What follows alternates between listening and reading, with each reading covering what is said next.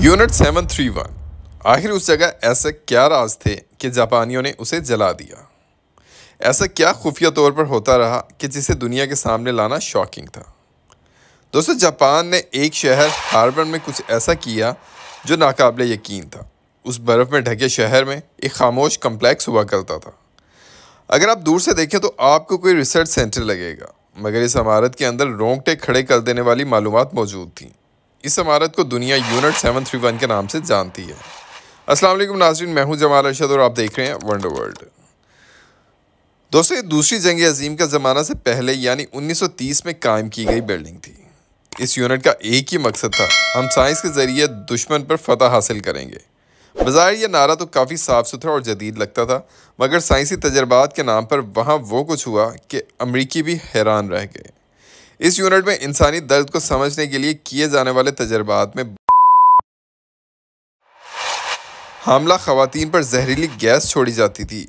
कुछ लड़कियों को जानबूझकर ताउन के जरासीम दिए जाते थे।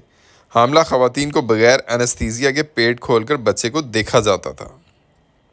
दोस्तों, कहते हैं कि डॉक्टर शेरोशी की क़यादत में यहाँ दुनिया का हर ओछा तजर्बा किया गया है।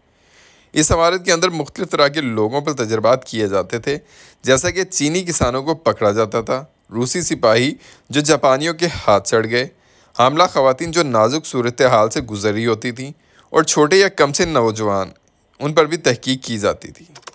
इस यूनिट में कैदियों को मारूता कहा जाता था, यानी वो इंसान नहीं बल्कि लकड़ी का टुकड़ा है। दोस्तों, इस सेंटर को ऑफिशियली 20वीं सदी का पहला बायोलॉजिकल वारफेयर कहते हैं।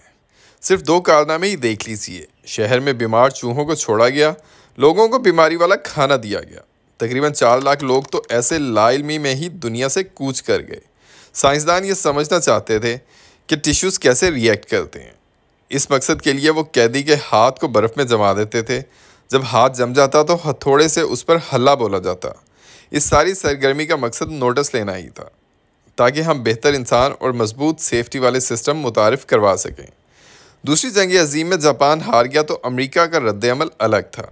बज़ाहिर उनके मज़ालिम सामने आने पर लगा कि वो कड़ी सज़ा देंगे, मगर अमेरिका ने कहा कि आपने जो रिसर्च के बाद डेटा इकट्ठा किया है वो हमें दे दो तो माफ़ी दे देंगे, बहवाला इनसाइड रिलीज़। इसी सबब डेटा मिलने के बाद भी डॉक्टर शेरोशी बाद में भी पुरसकून ज़िंदगी गुजारता रहा। विकीपीडिया की मालूमात के मुताबिक डॉक्टर को कोई सज़ाएँ नहीं दी गईं।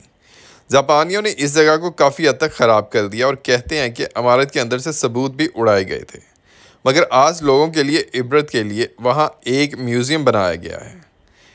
एक सवाल आपको मुसलसल परेशान करेगा कि जापानी आखिर ऐसा क्यों करते थे। इसका सादा सा जवाब है कि वो दुश्मन के सर्द इलाकों तक जाने के लिए मोतरज़ थे। वो दुश्मन से लड़े बगैर बीमारी से उसे कमज़ोर करना चाहते थे, इसीलिए बीमारी फैलाने के तरीके तलाश करते थे। दोस्तों, अगर आप अमेरिका की जगह होते तो क्या करते? क्या अखलाकी तौर पर ऐसी रिसर्च की इजाज़त मिलनी चाहिए? दोस्तों, आज की इस वीडियो के बारे में आपकी क्या राय है, कमेंट सेक्शन में ज़रूर बताइएगा। और हमारी आज की ये वीडियो पसंद आई हो तो लाइक करें और सब्सक्राइब करें हमारे यूट्यूब चैनल वंडर वर्ल्ड को। इंशाल्लाह अगली वीडियोस में मिलेंगे बहुत सी नई और दिलचस्प मालूमात के साथ। तब तक के लिए अपना ढेरों ख्याल रखिएगा। अल्लाह निगहबान।